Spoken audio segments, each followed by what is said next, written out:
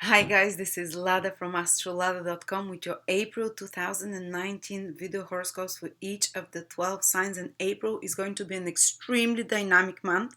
Guys, till the 20th of April we have absolutely no fixed signs. Planets are, in changeable, mutable signs, so there'll be a lot of fluidity, a lot of changes that are happening, but we have a powerful alignment that happens so rarely. That's happening in April. We're going to have four planets in their own sign or sign of exaltation. It will be powerful manifesting time, but with a lot of changes. So it's not going to be fixed, it's not going to be fluid, but some tremendous amazing results can happen. So I'm going to lead you sign by sign through each one of those influences. For each sign, I just wanted to let you know that we're starting a predictive course with Victor. Victor is an astrologer everyone probably knows already from the channel. He had the best-selling course ever. I mean, we saw like 300 places, and about 100 people came and said we want him to teach predictive techniques, everything he knows, because he has like a 90% predictive success, which is so rare. I mean, anything above 50 is amazing. So he decided that he's going to teach all his techniques, which are based on classical astrology, classical predictive techniques used by the ancient people, and he's going to do it in 10 weeks module, and it's going to be 40% off if you get your seat till the 17th of April. So it's only $300, otherwise it's around $500. So yes, like a course for the summer and the spring, guys. Really, I'm very excited about it, to learn about that as well. And we're also, don't forget to check our written horoscopes for April 2019, which is just $7.99, and it's 300 pages. It's like a textbook.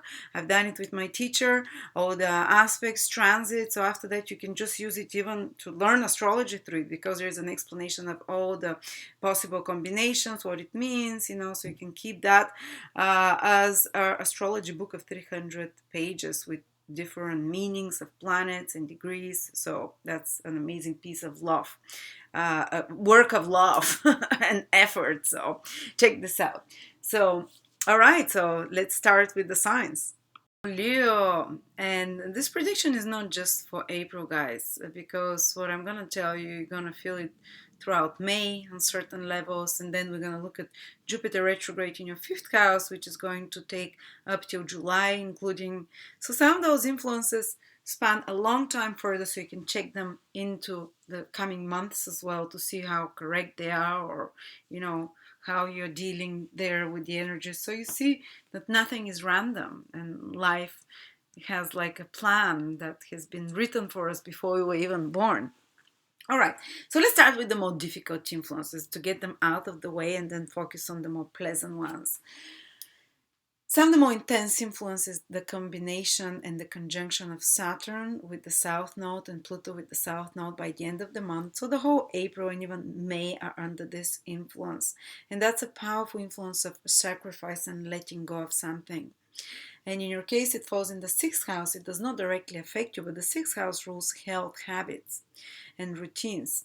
So it's a high time, if you've been having some health habit, and actually everyone does some health habit or addiction. The sixth house is also things that we're addicted to on a chemical level almost. It might be sugar, it might be drugs, it might be cigarettes, it might be alcohol, or that we are kind of in slavery to. It might be another addiction, because the sixth house and the 12th house, they're connected to this kind of stuff, imbalances in particular.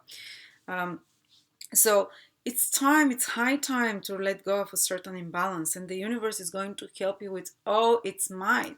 And if you're resisting, a crisis will first happen in your life.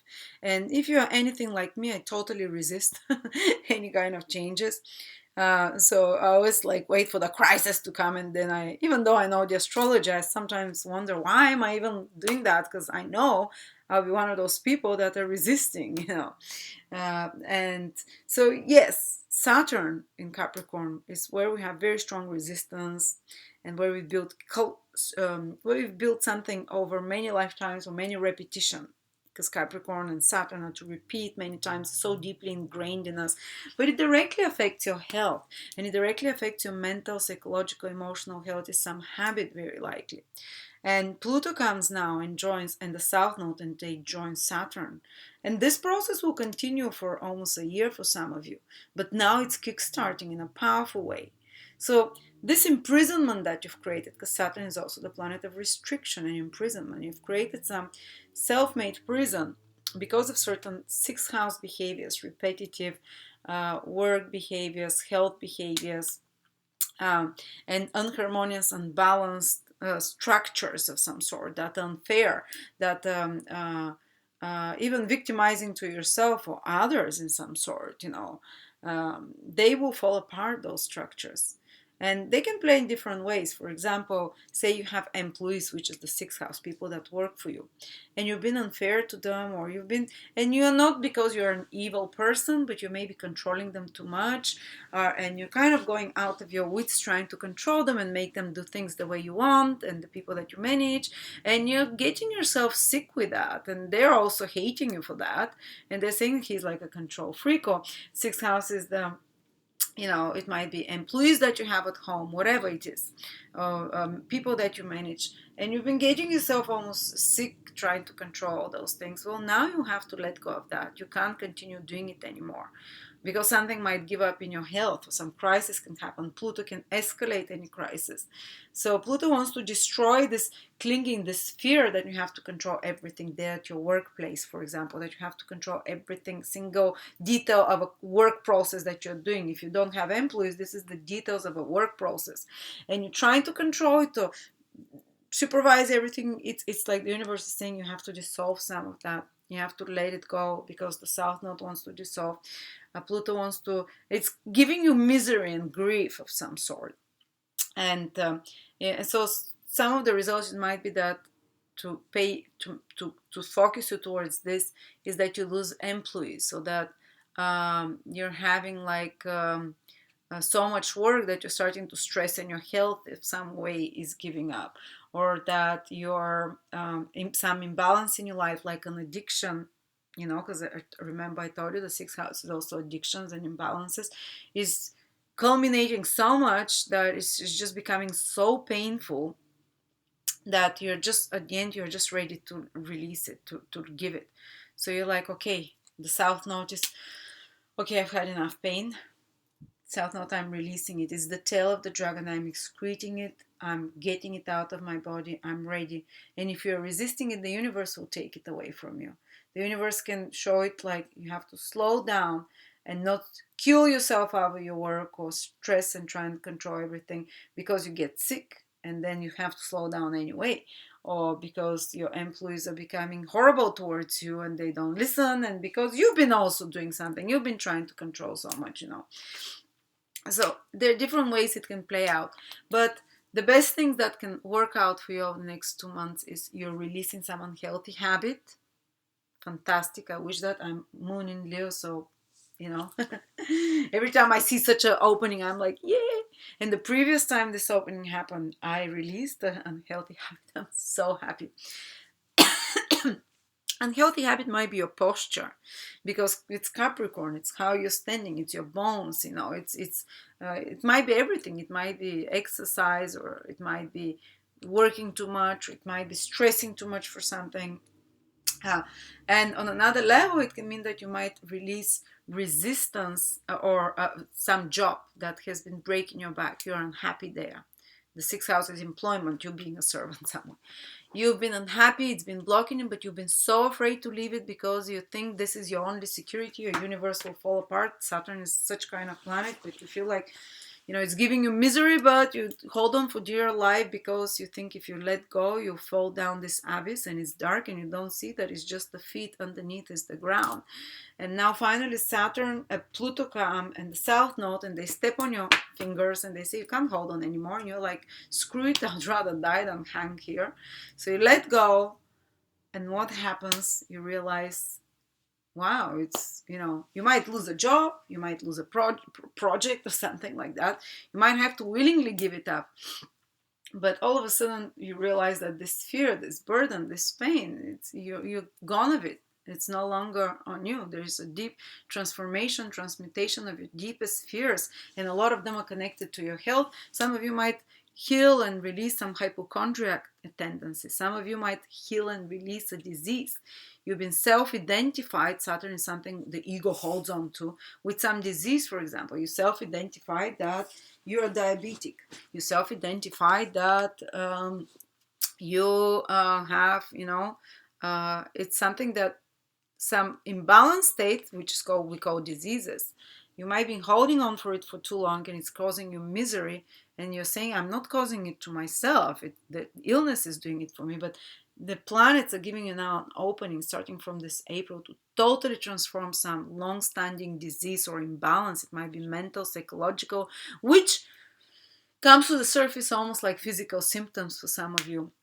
But that's been blocking you, that's been weighing you down. It might be stemming from many past lifetimes. So I'm advising everyone, if you have a psychologist or a counselor, work with them during this Pluto South Node Saturn from April, May conjunction. Release of blockages from many past lifetimes is happening now, and for you it's affecting the health, it's affecting also debt. If you have debt, or if you're stuck in a situation of debt, the sixth house rules debt, to be enslaved to something, whether it's an addiction, whether it's to serve for someone, to work for someone, so it's our job, which I can't compare debt and sickness to a job, of course, no, but this is what the ancients said, the sixth house rules all those things, because anything we're in debt to, so we work for someone, so basically we're enslaved to them, we're enslaved to our sickness, we're enslaved to debt till we pay it off, and sickness are debts that we're paying off as well. And why do we work in jobs 9 to 5 without liking them? Because so we can pay a debt for a mortgage, for a car, for our university degree. That's why they're all connected. So you see, you can transform in a powerful way on all those levels. So this, you can release a debt. Maybe you've always had a debt and you thought you always have debts because your parents had and because it's always been this way and you have this mortgage. Well, now you can kind of have a breakthrough and let it go and remove it. Maybe by giving up whatever is causing you the debt, maybe, or by, or by being able to be free somehow of this debt. And again, this is the same. You can release yourself of a debt, like a health debt that you're paying off of some imbalance. So if you can do some psychological work or just some meditation or just do some kind of, if possible, if you can't have access to a counselor or psychologist to work those things with, because such deep healing is happening with these planets, it can usually escalate to crisis first. So, all those sixth house areas, work, employees, health, it can first create some crisis, but when you release it, it's you're free. This chains of Saturn of connecting to the old are dissolved and they're rebuilt again on a healthier level. So this attachment to an illness can be dissolved, and as you say again, oh, I'm not attached to it, it's attached to me. It's always somehow we're attached to a state as well, because we can't imagine that life can be possible without it. Some of you might have to let go of a pet, an attachment to pets, might have to let go of an employee, might have to let go of, an old habit. So, but hopefully it's mostly good stuff, because malefic planets, as they call them, do really good in malefic houses, because they kind of taken and weaken the strength of that malefic influence. So they weaken and they dissolve that disease. They weaken and they dissolve your enemies, the sixth house. It can be also giving up an enmity. The sixth house is some strong bitterness and resentment that has been going on with someone, that kind of my arch enemy. It might be a family member, it might be a colleague, it might be someone else. And you're holding on to those bitter, resentful feelings, and they escalate with now Pluto, and they become so powerful that you just can't anymore, and you break and you release them, and all of a sudden you forgive and you move on. All right, so that's one way. Let's go to the easier influences. Jupiter is going to turn retrograde in your fifth house, and Jupiter goes retrograde in your fifth house once every 12 years. So you have a rare opportunity now to really work on improving your love life. But Jupiter does it in an easy way, not with some loss, not with some heartbreaking, crisis that happens to bring your consciousness. Jupiter just requires you to expand your vision, to expand your what you believe it's possible, and to rework it a little bit. So what can happen when Jupiter goes retrograde on the 11th till July for a few months?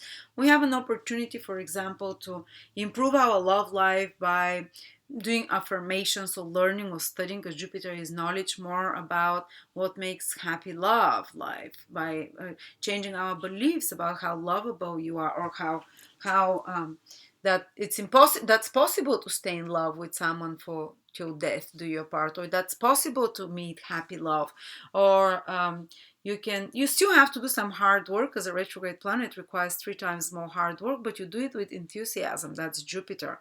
You're reprogramming, and possibly over the last few months while Jupiter was moving direct in your fifth house, you picked up new impressions and beliefs and possibilities and ideas in regards to creative projects. So maybe some new creative projects came to you, like new ideas, which was the case with me while Jupiter was moving direct in my fifth house.